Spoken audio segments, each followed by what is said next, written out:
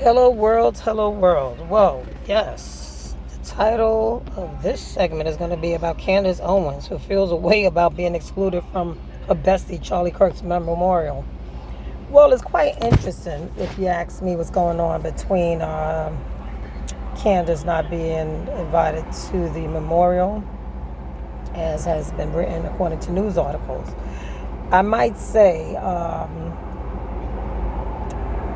I'm still not quite clear on what's going on. However, it's interesting for her to be putting herself on blast as one of his best friends and then not to be invited at such an event. Uh, could it be because of her race? I sure would think that her political views was matching his. And it's quite interesting. Take a look, take a read, comment, subscribe.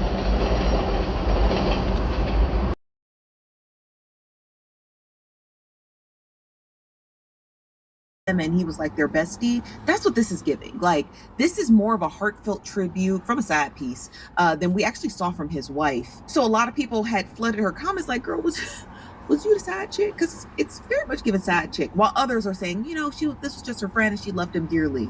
Sure, friend. Never happened before. I guess we could say Charlie broke the internet one more time. 150,000 of you guys were watching, and the system just sort of crashed. And it just really makes me happy that that happened. Actually, it was already very difficult for me to do this for a lot of reasons, but I knew it was important because I didn't want the last thing that people had in their minds about Charlie to be the moment he lost his life. That was what was especially hard because he's just had so many amazing moments throughout his career. And as I was saying, I was having this discussion with George this morning, obviously through a lot of tears, about not wanting Charlie's caricature to survive when the actual Charlie Kirk individual, who Charlie Kirk actually is so much more important. The caricature, the cartoon, is that Charlie's this young, smart guy, made a career out of debating college kids, decided not to go to college, started Turning Point USA. And I think a lot of people thought that Charlie must take himself a bit too seriously. And I want you guys to know that that could not be further from the truth. Charlie and me were always laughing. Yes, he was ambitious. Everybody knows Charlie is ambitious. I met him back in 2017 when Turning Point was this very young organization. Nobody knew who I was. Nobody knew who Charlie Kirk was.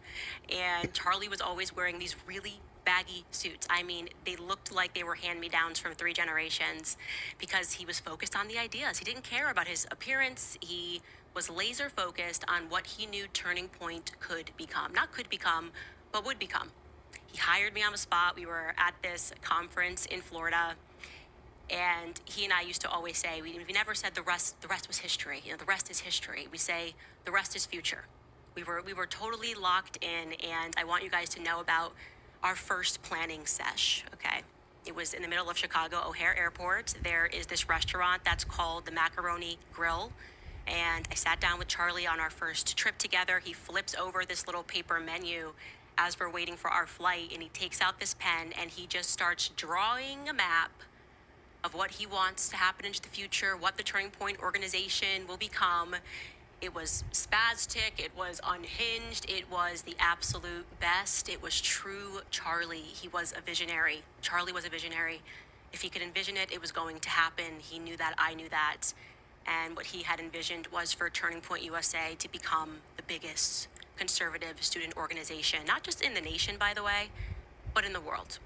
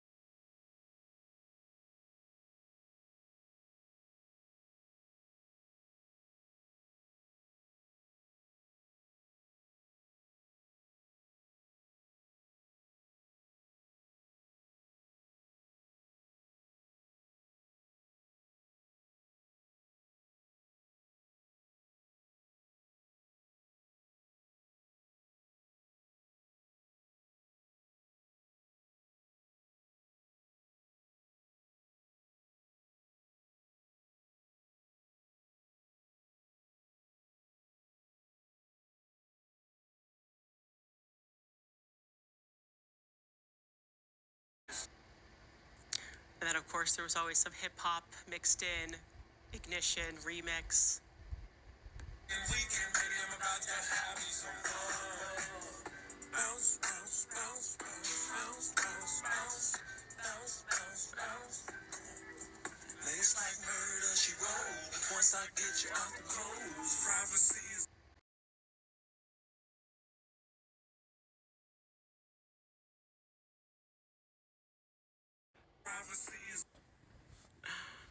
You look cool, Charlie. You look cool. We really did go everywhere. I mean, all 50 states, Canada, down to the border, the United Kingdom, Israel, you name it, we were there. And there was always a new t-shirt to print out. Justice for Brett Kavanaugh. Sends to be. How's this one? Love it. We just loved the t-shirts. That was the thing. The Him Too one, that was controversial. That was a controversial moment. One of those character forming moments. I won't forget it. Because that Me Too hashtag, it just started going viral and people were emotional. And right away I was like, Me Too's awful. This is terrible for women. It's terrible for men. You know, just me being Candace saying the thing, and left and right, people were hammering me. They could, it was like, how dare you say that we need due process? We're talking about rape. And I remember he had young women at Turning Point who were threatening to quit, crying in the office. How could she not support Me Too? Young women who did quit. And then we had, at the same time, the YWLS conference. So the reporters who already hated us just completely, they just swooped in there and they were like, oh, do you support her statements? And I just remember just being behind Charlie and Andrew Colvett, and he just held the line. He held the line because he agreed with me, and he knew it was going to be a bit of fire. People, you've got to fire her. How could she say this? And he didn't. He held the line. And yeah, it was one of those moments where Charlie, he had good character. But the prep for every one of those events, like even the Him Too event, it was always Kanye. Here it is. Creativity, purity, and honesty is honesty. Being clouded by these wrong thoughts. Reality is catching up with me. Chasing my image, now I'm fighting for custody. Just literally me, Charlie, and Sarah, who was his assistant at the time, just playing the hype music.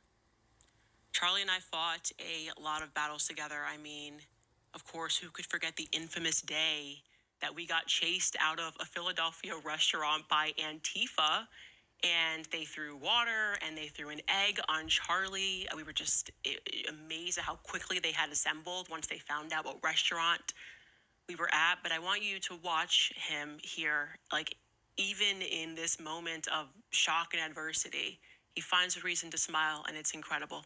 Take a look at this.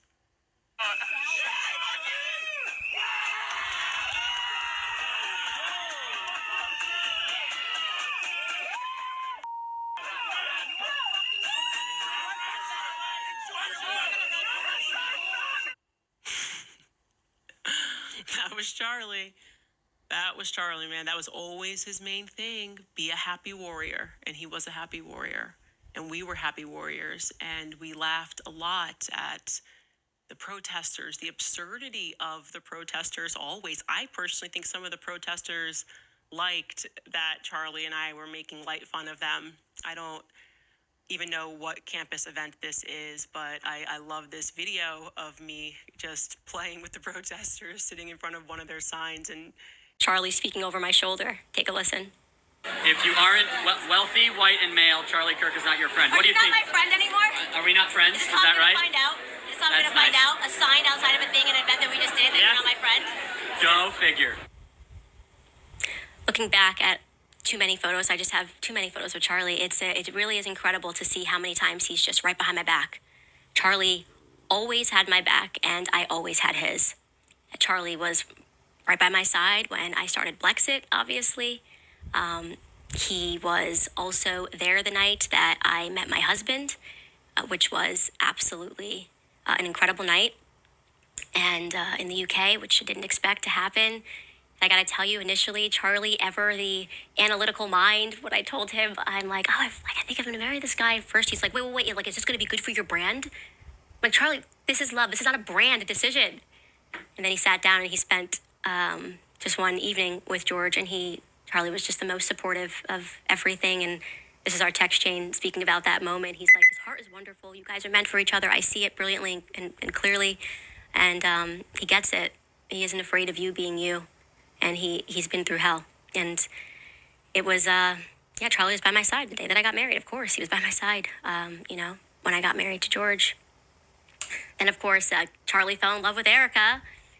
That entire journey to me when I was reading through the text is so funny because it was exceptional. I was always leaning into Charlie's analytical mind and making fun of him. Like, oh, well, all we need to do is get a plan. You love Erica? Okay, what's the plan? What are we going to do? What's step one? What's step two? And the plan that I came up with instantly was all we have to do is convince her that her last name is terrible. Her last name, she's got to marry you because it's practical. Mrs. Erica Kirk sounds so much better than Miss Erica Francie. What is that last name?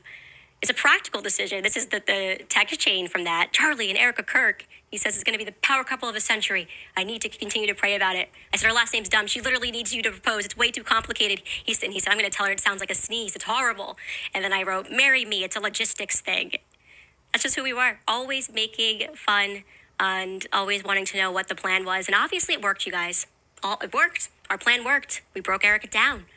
First came the name shame, then came the wedding. And then came the children.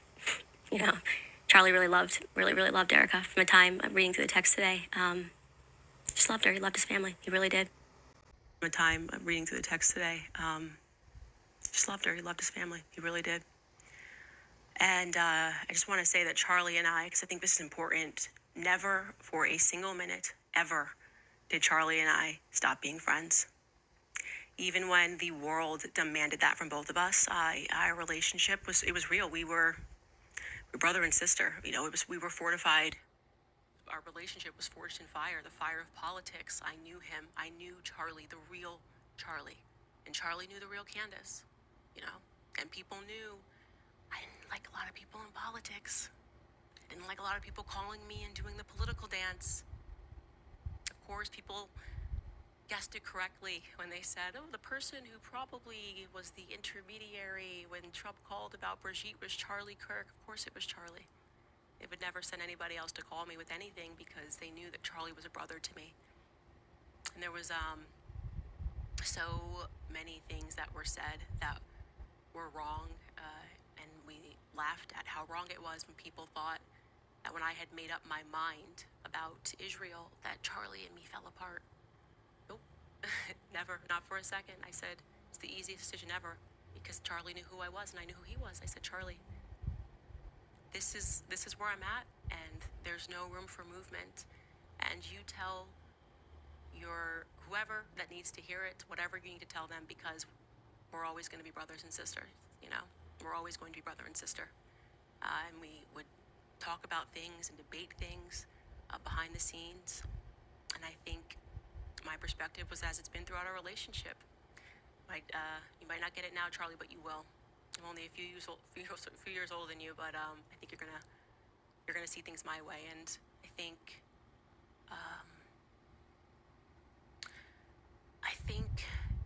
in the end, Charlie was going through a spiritual transformation. I don't think it. I know it. He was going through a lot, and there was a lot of pressure. And it's hard for me to watch the people who were pressuring him, just say the things that they're saying. There's something about it that just feels really fake to me. And they would have allowed him to lose and wanted him to lose everything for changing or even slightly modifying an opinion. And then to see them doing what they're doing today, it's hurtful to me. It's very hurtful to me. But I don't want today to be about anything other than you guys knowing that Charlie really was an amazing person. He was we were really close. And he was my best friend and my brother. And I will never unsee the footage of what I saw, the violence of it. I pray for the people who took any pleasure in that. There's not a single person in the world that I would wish that on. And least of all, someone with a heart like Charlie's. He loved his family, he loved his wife, he loved his country. And he didn't deserve that ending. He's really young. But I know that we will carry the torch. I will never allow the memory of Charlie to be forgotten, obviously, because there is no Candace without Charlie. You know, we came up in politics together, and so I don't know what else to say, guys, other than I'm in a lot of pain right now. And I love you, Charlie, and I'll see you when I'll see you. I love you very much.